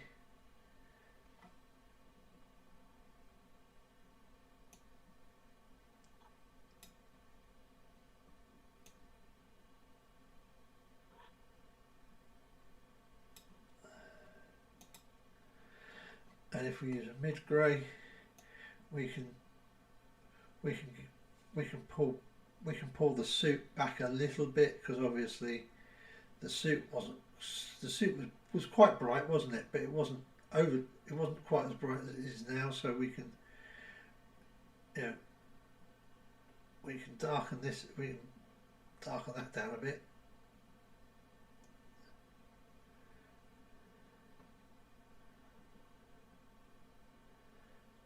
And I think people will agree that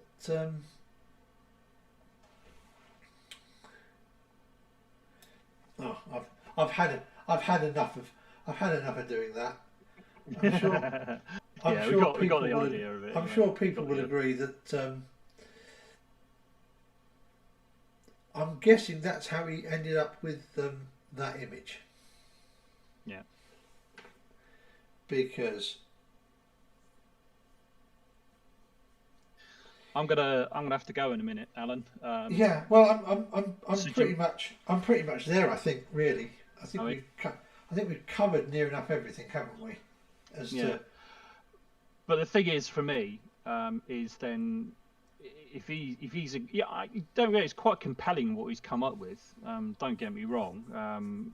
As I've already pointed out, it all stems from the anomalies that he found from a highly compressed image. Not only that, if he's going to explain that, how is he going to explain the moving images you've got of all the videos and hours of video footage of the astronauts on the moon, particularly, you know, the later missions, like Apollo's 15, 16, and 17, especially when there's lots and lots of video image. How would you explain all that away? And now that we've found the images, like I don't know why he couldn't find the images without the artifacts on them. You know, it seems a bit strange that like he's so thorough in his research, and yet he can't find original images that don't have those artifacts. Well, assuming that he does eventually find those images without those artifacts, now he's got to come up with a technique that creates those images without those artifacts. So he's gone to all this trouble to create images with artifacts in them. Now he's got to go back and create images without artifacts in them at all. Yeah. Well, the thing is, Paul, I would expect that if you'd used that technique that he was talking about on the website, or a back projection technique, you wouldn't get that. You're not going to get the noise because film doesn't do that. Yeah, that's right. The film isn't going to make noise that looks like that in a digital rendition of it. Yeah. I of all the moon conspiracies and things like that, I very rarely see anybody debunking the video footage of the astronauts on the moon, and the main reason being is because of how the astronauts move in 1/6 gravity. And you see the dust being kicked up and things like that, that it doesn't immediately fall back down to the lunar surface, and all these kinds of things. They can't explain it away. They find it very difficult to explain it away, and this is one of the reasons why they mostly stick with just the images, because you can find all kinds of different things in images. Bearing in mind, obviously, there's hours and hours and hours of video footage, and there's literally thousands of photographs. So, you know, they kind of pick on one image, one photograph, you know, but, you know, the thing is, you're going to have to explain away all the rest of the photographs and all the video footage. You know, it's not all very well just doing one image, but, you know, you've got to do the rest as well. If you're going to say that it's all fake, you have to. And, you know, you've got no option. Yeah, and like, wouldn't it be unfortunate if you picked an image and you spent all that time analysing it and saying it was a fake image, only to find out that NASA actually provided it as a fake image in the first place? Remember that? Remember that guy that did the analysis and told us that it was a fake image, and like the claim was like no one ever claimed that it was a real image. It was actually a fake image in the first place anyway. So he did the analysis to say that a fake image was a fake image. Yeah, that's right. Yeah, because I think there's been a few people who've done that in the past. GM Truth being one of them as well. Because invariably they put artist rendition or something similar on images, don't they, when they are rendered? JM Truth actually did one. It was I think it was of a satellite or a spacecraft or something of an exoplanet, right? It was an artisan rendition. Yeah, I remember that. That was the classic one. Yeah, that was a good one. If you'd actually scrolled down a little bit further, it actually said artist impression below it, but he didn't see it or try to hide it. You know, that was hilarious. Damn sneaky NASA bastards!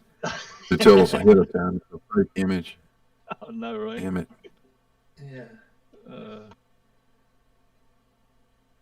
But yeah, you get it all the time. It's the same with you know, with the launches that, you know, because I mean, unlike SpaceX, they have cameras all over their, you know, all over the spacecraft and all that kind of stuff, but the rest of them don't. So when you view these launches, quite often they're broadcast and they'll come up with an animation just to give you a demonstration. But you get flirts and people like Leo claiming, you know, this is all fake and all the rest of it. Have a look at it. Well, yeah, it is. It's animation. Yeah, you just get it all the time. It's crazy. It really is. And they kind of portray it as if NASA or whoever it is passing it off as real real images or real stuff. Well, usually there's a dead giveaway. That little word animation that's down in the damn corner of the frame. Yeah. Yeah, I mean, a lot of it's just common sense, though. Like Leo did one as well. There's the Chinese lander, and of course there's an animation of this lander landing on the surface of Mars. So he's like, yeah, well, obviously, and he's putting it across as if the China Space Agency are claiming that it's real footage of the lander landing on the surface of Mars. I thought that was the lander landing on the far side of their lander landing on the far side of the moon. No, he did one. He did one of the China landing on Mars. Yeah, he did that of it, and he the way he was come across as if they were passing off as real footage. So you actually see this lander, like almost like as if you got a camera watching it come land on the surface with it. If you catch my drift. And he's trying to pass it off as if they were claiming it was real footage. It was ridiculous. I mean, there's a little man actually already on the surface of Mars, already videoing these landers landing. Yeah, and I mean, it seems because you've got to set everything up for every single one of these photos is going to be set up differently, isn't it? It's an awful lot of work to put together to then make these transparencies. Right. Wouldn't it have been a lot simpler just to go to the moon? That's been said several times, I think, isn't it? Yeah. I mean, you can see why. A lot cheaper.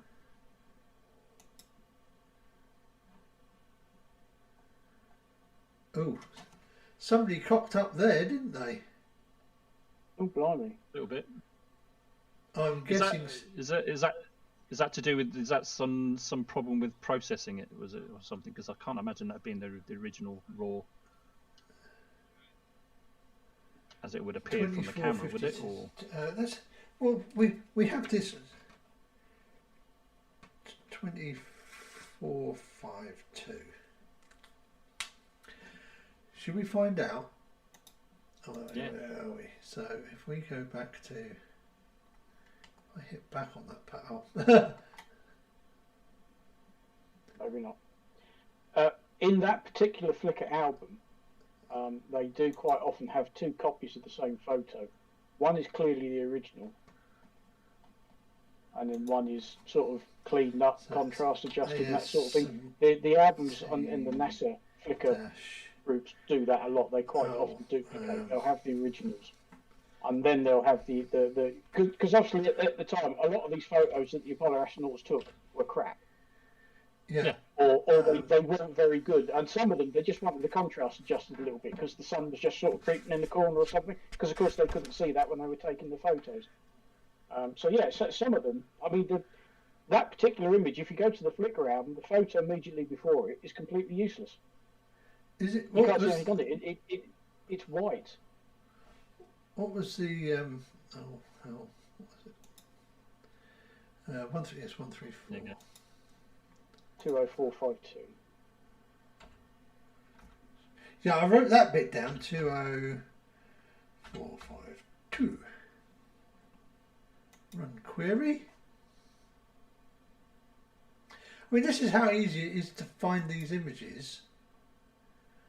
Oh look, download options. There you go. Yeah, they got some light in there, didn't they? Raw file. Let's do the raw file request. See, we've got to wait 359 seconds. At which point, the image will come down to my. In fact, the three photos on that roll immediately preceding that photo are all completely useless. That's what NASA have done. They've just published every photo that's on that reel. Indeed. There you go. There's the whole lot. Yeah. Because that's the way to do it, isn't it? Yep. There's even a bunch of photos that they took from inside the LEM, inside the craft. Oh yeah. They didn't publish them, but somebody wanted to get rid of them, and they said, no, don't get rid of them. They're still. Oh yes, you can see how dirty they got. Yeah. Particularly one, yeah, because they tried not to bring all of the dust and dirt that was stuck on the suits inside the LEM, but that was rather inevitable, and they got mucky themselves just as they were taking the suits off. Yeah, I can't. Which astronaut is that? I can't remember which one it is, but you can see he's really quite grubby. He's got dust and dirt all over him. I think that might have been Cernan. I think wasn't it? Was it 17 on that one? I can't remember who that was now. Cernan and Schmidt were on the surface in 17. Oh yeah, but I can't remember which astronaut it is in that series of photographs. Because he's sort of goofing around. He's obviously taken the suit off, and you can see the white underlayer, the garment's got all the cooling pipes in it. That's all covered in dust and dirt. His face, he's obviously wiped his forehead because his forehead's got dirty, great big grey streaks across it. I mean, they said the dust got everywhere. It's like talcum powder. Yeah. Sharp talcum powder. Stingray, yes, NASA could have faked it. I think we all agree that NASA had the technology to fake it using analog means in the period 69 to 72. However, the effort required to do so would have been phenomenal. Oh, was he playing devil's advocate again? He's playing devil's advocate. Yeah. And yes, it's a heck of a lot easier to do it, to fake it now than it was to fake it back then.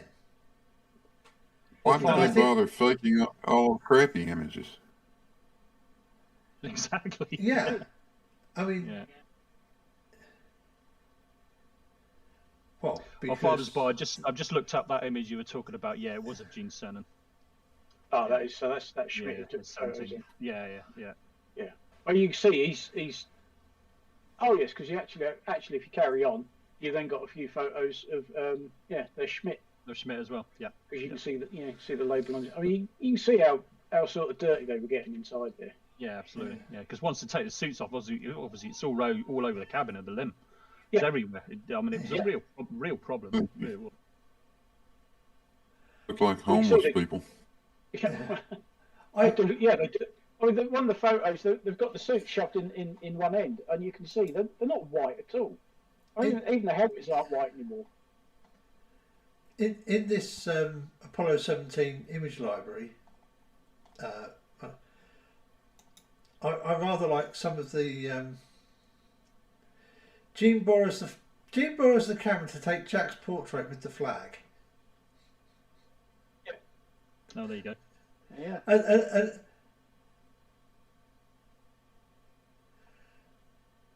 And a couple of Jack resumes, but they're talking about actually a couple of spots.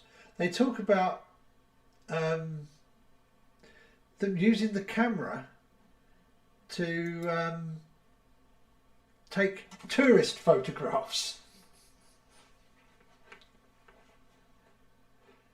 The pictures. So to take pictures of each other,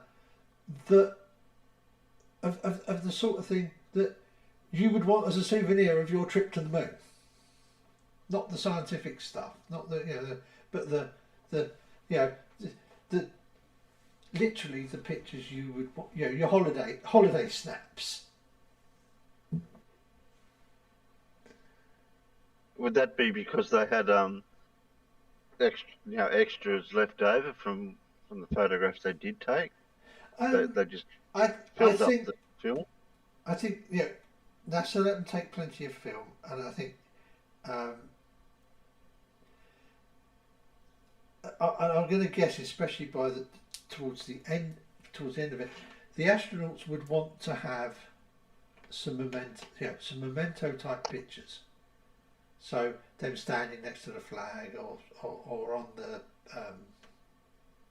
rover, whatever. And I think NASA just let them do that, as you know, as well as having to do the proper scientific stuff. So which, yeah, that's what I was wondering.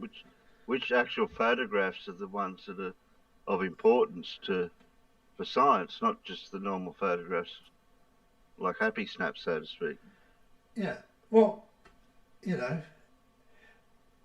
the guys are there. They're gonna take pictures. They're gonna do the pictures no matter what, aren't they? So. So there was no actual real reason to take photos on the moon except for just taking photos. No, there's a lot of the photographs that they took would have had strict scientific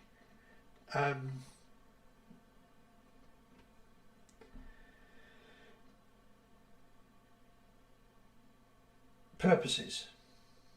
But they also let them goof off with the camera every now and again and take some happy snaps. They had a definite group of planned images they wanted. Yeah.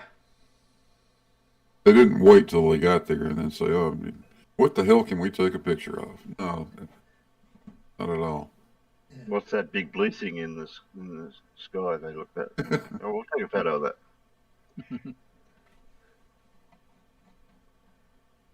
They had a complete list of things they wanted. They wanted images of.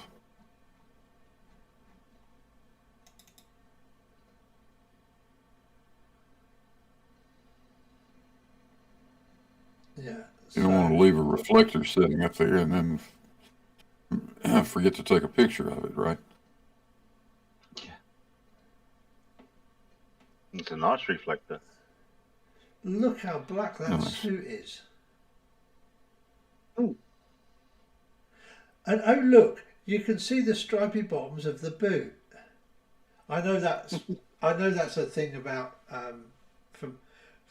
from 11, not 17, but you know the spacesuits were all the same, weren't they? So that is going to leave exactly the same footprints as Neil's boot left. Right, guys, I've got to head on. So, can I just finish this? Can I just finish something real quick, Alan? Of course you can. Yeah. It's just about what Stingray said earlier on. First of all, is that NASA probably had the technology to fake it, but I would say probably not convincingly enough. I think there would be a whole lot more anomalies and issues and things like that with both video footage and images and all the rest of it as well. There'd be too much wrong with it that's not quite right. Far more than, you know, a lot of these conspirators are picking up on actual real photographs of the surface of the moon or inside the spacecraft. There's that. But then, you know, I always kind of try and look at the bigger picture as well, is to hide this kind of conspiracy, right? So first of all, you've got to fake all the images. You've got to fake all the video footage. You've got to fake all the telemetry. You've got to fake all the designs of all the spacecraft and the launch vehicle and the Saturn V and all the rest of it. You've got to have all these people that are in the conspiracy to hide it all a secret. You've got to have all the astronauts that have all taken it to their grave and never once said that this is all faked. And then you've got all the people that tracked it. You've got all the tracking stations, all the people that worked at the tracking stations, all the people that dealt with the telemetry and dealt with the communications. Not only that, the Russians tracked it and all the rest of it as well. So with all that in mind, with all that massive amount of work and all this stuff hiding behind the scenes and all these people that are sworn to secrecy, I'm going to go back to it again. Wouldn't it be far simpler just to go to the moon? You know, granted... Well, haven't they done a price comparison of what a major blockbuster movie would have been done in the day compared to the cost to what it would have cost to fake it? I think there probably has. You know, it's pretty massive. But bear in mind, a lot of people are saying that, you know, oh yeah, they launched the rockets but didn't go anywhere. But the thing is that what people don't understand is that the cost of those rockets alone to actually just dispose of them, not go anywhere, you know, huge amounts of money, massive amounts of money. you know, as well as all the development and all the rest of it. But I mean, you know, that's all by the by. You know, there's just too much going on in order to fake all this stuff. You know, and all the data is available, you know, for everybody to see, is including all the designs of all the spacecraft and everything. It's all there. So you've got to fake all of that, all the video footage, all of the spacecraft, all the images, everything, and have all these witnesses that are sworn to secrecy through pain of death. You know, it's just way too far fetched. You know, and I always look at whether I think something is true or not. I always try and look at the bigger picture and also ask why. That's the other question: is to what end would they want to fake all this? Really, you know, I mean, the Russians seem pretty happy with it. You know, because they could have, you know, if it wasn't for the failure of their rockets that failed, they might well have actually made it if you know if they'd launched perhaps a little bit sooner than or had a successful launch than NASA did. You know, so they're pretty happy with it. You know, it just when you look at the bigger picture, it just doesn't add up. You know, and that's the thing for me. So that's all I just wanted to finish off with. So yeah, it's been really nice having you with us, Matt. Yeah, no, it's been a pleasure. As you know, I enjoy all this stuff anyway. So it's been, yeah. Thanks very much for having me on. Appreciate it. Okay. And I'll catch you around again sometime, guys. Appreciate it. Yeah. Yep. Have a good one. See you later. Cheers. Bye bye. Hey, Matt. I don't know. Side chat. Do you think we should do anything about that sock that's sneaking in there? I'll tell you what. The sock better be subscribed.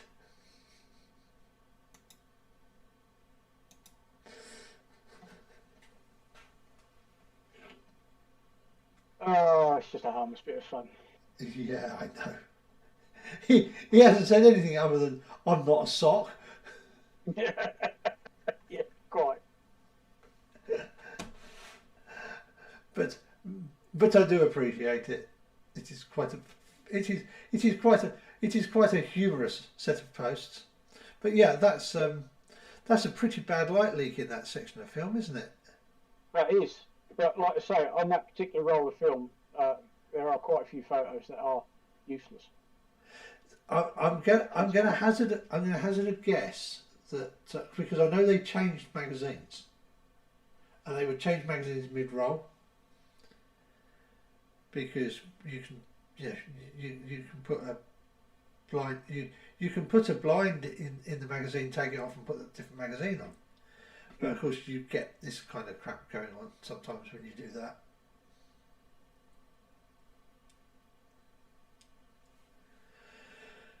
And I say it would affect images either side of where they did the roll change, did the magazine change.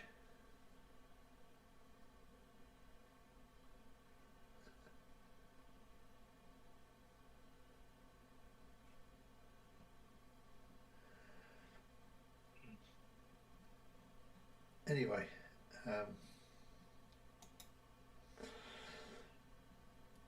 I think that is enough to bring us to an end. Really, has anybody else got anything they'd like to say? No, not really. I think you've covered it all. Paul?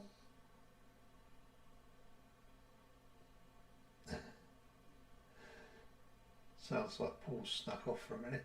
Blue, Terry? I did. I'm just back. You're winding up, are you, Alan? I was just winding up. I was just asking if you had anything you might want to say before we finish. Oh, the other thing I wanted to say was, with regard to another argument the conspiracy theorists often use is this notion of compartmentalization. And it was something that was literally being discussed over on Gems earlier, saying how they say they compartmentalize it so no one knows what's going on, and that's how they hide the conspiracy. But in reality, compartmentalization doesn't really work. I mean, they tried it when they ran the project to make the atomic bomb at Los Alamos. They tried the compartmentalization. They tried to keep the people that were separating the uranium in the dark about why they were separating the uranium and what they were doing. And they came up with so many problems and so many near disasters that they realized that the compartmentalization just didn't work, and that there was something to be said about sharing information, and it just had to be done. Otherwise, the project just wouldn't have been able to be completed. And I think that's the same that we've seen throughout history with a lot of projects, that compartmentalization ultimately never really works. I think that's, like you say, I quite agree with that. I got the feeling Blue wanted to say something when Paul had come back. So, Blue? Well, yeah, I was just going to say, when the facts don't fit your theory, what do? You change the facts. That's what these guys try to do. I mean, there's always going to be somebody out there that's going to complain that you faked it. After hundreds of hours of live video of me doing the Cavendish experiment, still got Riley accusing me of faking it somehow or the other. So, you're not going to stop that. There's always going to be some jackass that's going to come up with these goofy ideas. Yeah, but he can't tell you actually how you faked it, though, can he? No, they seem to stumble at that point. I've never seen any explanation for how it was done, but I don't pay much attention to that clown. Although I did have fun slapping him around in my last video, so yes, everybody be sure to watch that. Yeah, God, my mouth isn't working again today. Yeah, I saw that earlier, Blue. It was pretty good. And I mean, as to finding the top quality TIFF photo, it took me about, I don't know, 10 minutes to find the maximum quality image. The 16-bit TIFFs. It took me about 10 minutes to find those of Google searching and various sites at 5 o'clock in the morning. So it's not like they're difficult to find.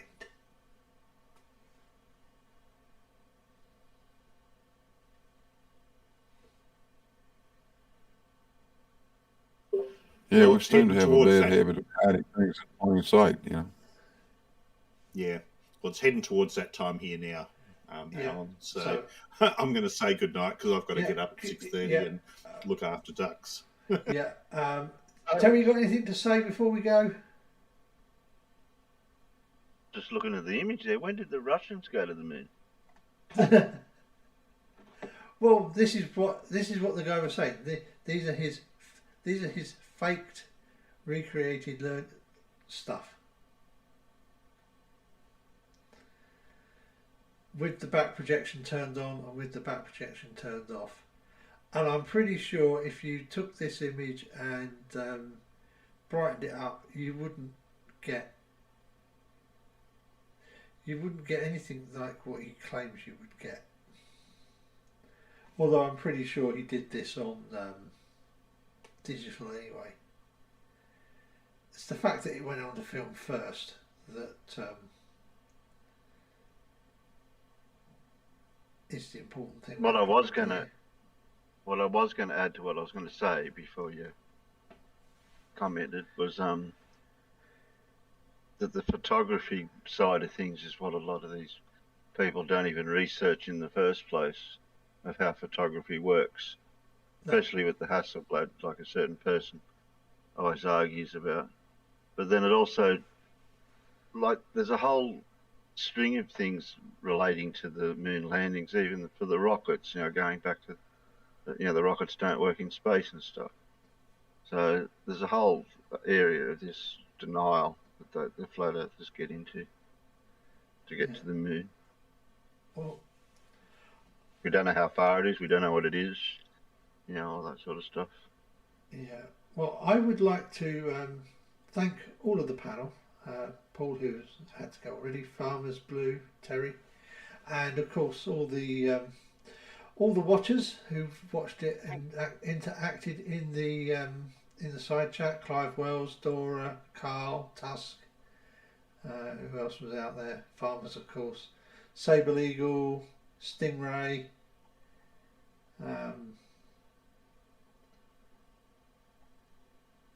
Brainery.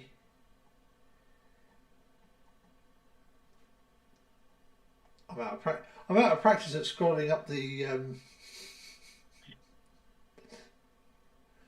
think. Stevie B. Stevie B. Okay. Well, if I have, oh yeah, Stevie B. If I've missed anybody, I do apologise. But yeah, thanks to everybody who came and had a listen. I hope you've enjoyed yourselves. I hope you've learned something. A couple of names I don't know. Seawolf Chris. Yeah, no, Seawolf Chris. He's been in.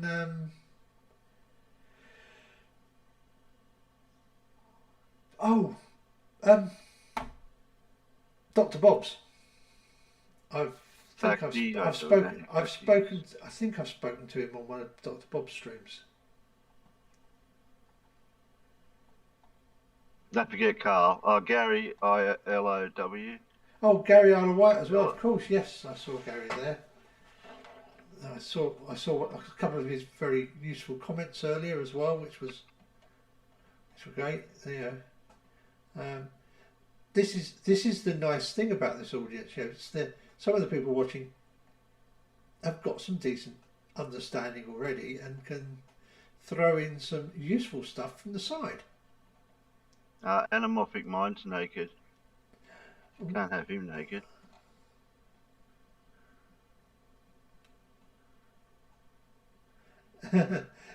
Yeah, I can understand why somebody might think it was a Terry stream, given the number of Terry streams that have happened on this channel in the past. Yeah. And given that most of the people here are on Terry streams. Anyway. Yeah. I think it's time to say goodnight to everybody. So, yeah, I didn't forget Farmer's Boy. I mean, he's on the panel as well. I already thanked him once. So, Yeah. so anyway, I guess I better say goodnight and hit the button